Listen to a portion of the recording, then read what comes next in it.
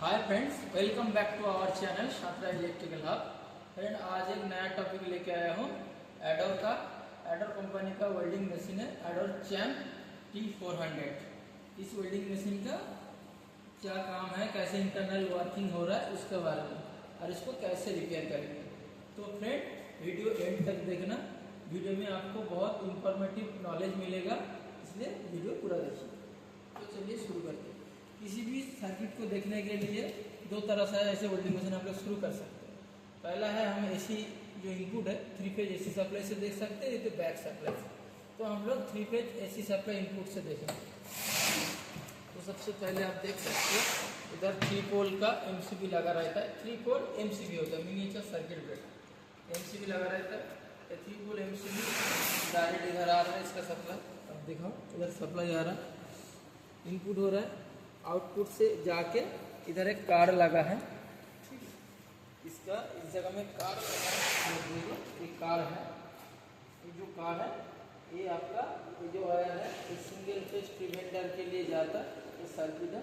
और इधर से भी आपका जो कंट्रोल ट्रांसफार्मर है जो भी है इसको सप्लाई इधर से ही जाता है। ठीक है फ्रेंड्स, ये जो कंट्रोल ट्रांसफार्मर है इसमें आपका जो इनपुट है, अब इधर आइए,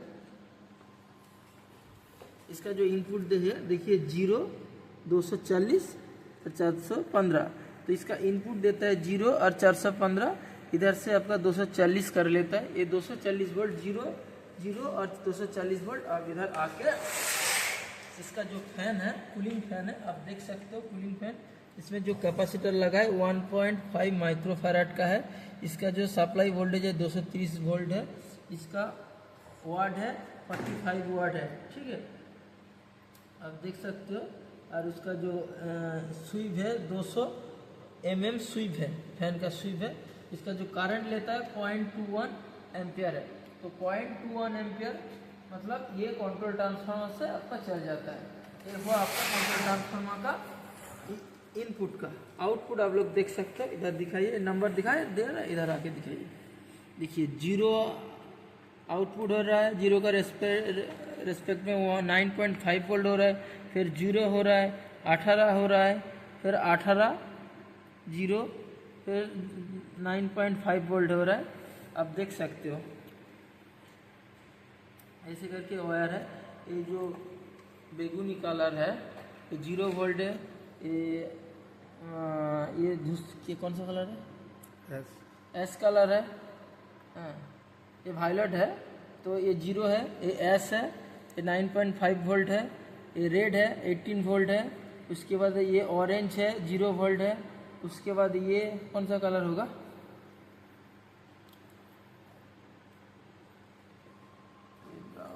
ब्राउन होगा, ये ब्राउन होगा। आप लोग देख लीजिए कलर में 18 वोल्ट है।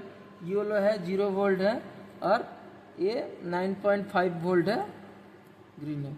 तो देखिए इसका फेरूल है 105, इसका फेरूल है 104, इसका 18 वोल्ट का फेरूल है आपका 61, 0 है 63। इसका जो फेरूल नंबर है फ्रेंड्स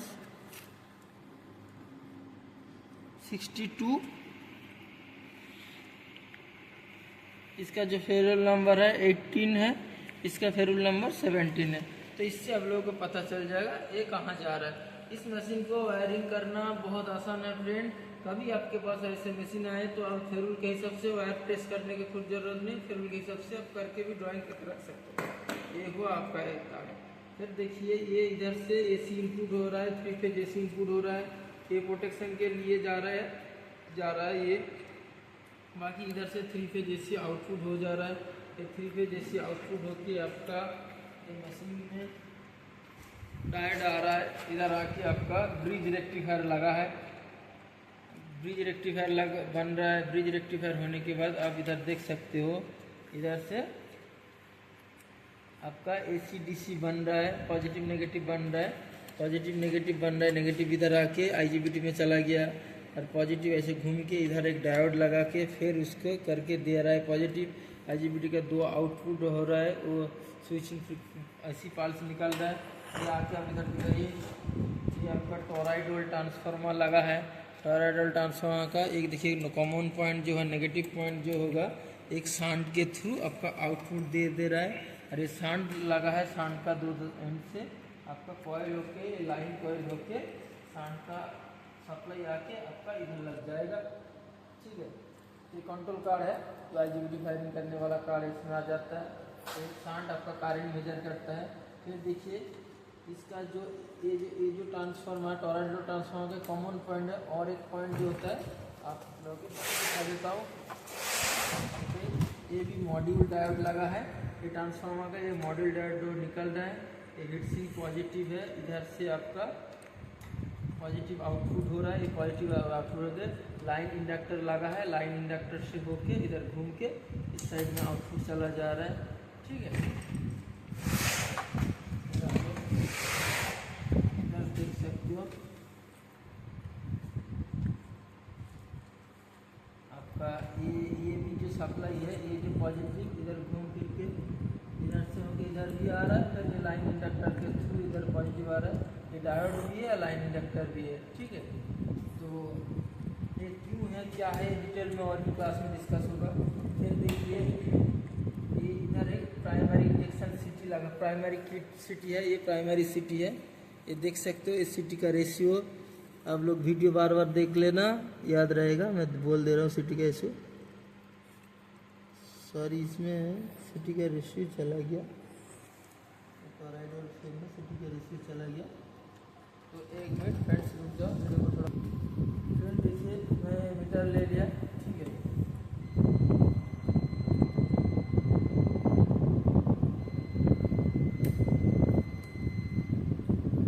मीटर को ओम से प्लग कर दिया। मैं दिखाना चाहता हूँ ये जो सिटी है, सिटी का रेजिस्टेंस कितना है।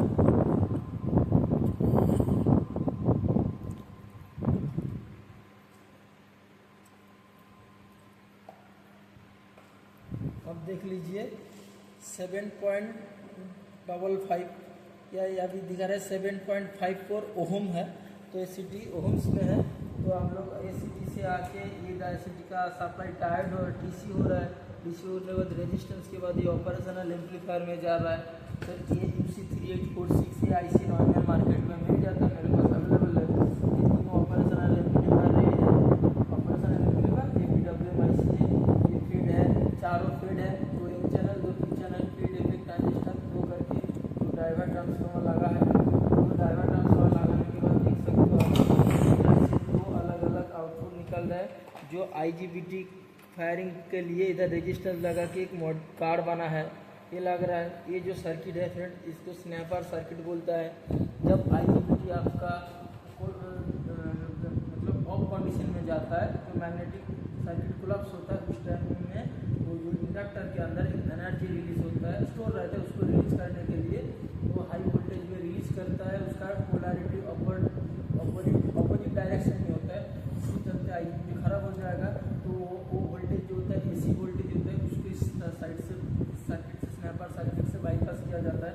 तो स्नैपर सर्किट बहुत तरह होता है, RC स्नैपर होता है, उसके बाद होता है डायोड RCD करके स्नैपर होता है। बहुत सारा 3-4 टाइप का स्नैपर सर्किट होता है।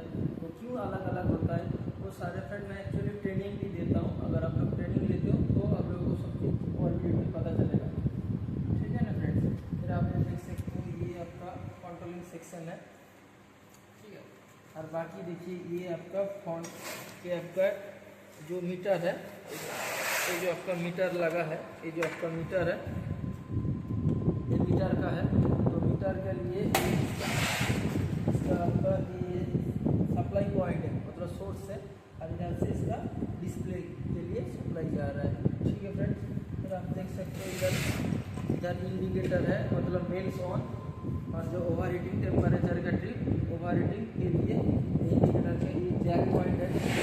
टेस्टिंग करना फ्रेंड बहुत आसान होगा। मैं अगर टेस्टिंग टाइम मिल रहा तो टेस्टिंग अगर कर रहा हूँ तो इसका सर्किट डायग्राम भी आप लोगों को बना के बोलेगा कौन सा में क्या काम होता है। बाकी आप लोग ये देख सकते हो, ये आपका गाइड, ये आपका आर्क कोर्स है, और ये करेंट का एडजस्टर ये चीज है, और आर्क है MM है, मतलब आर्क है। ये पैनल में काज करेगा, रिमोट कर देगा तो इसमें काज करेगा। ये 400 एम्पीयर के कम करेगा, और ये अलग से इलेक्ट्रोड के लिए 60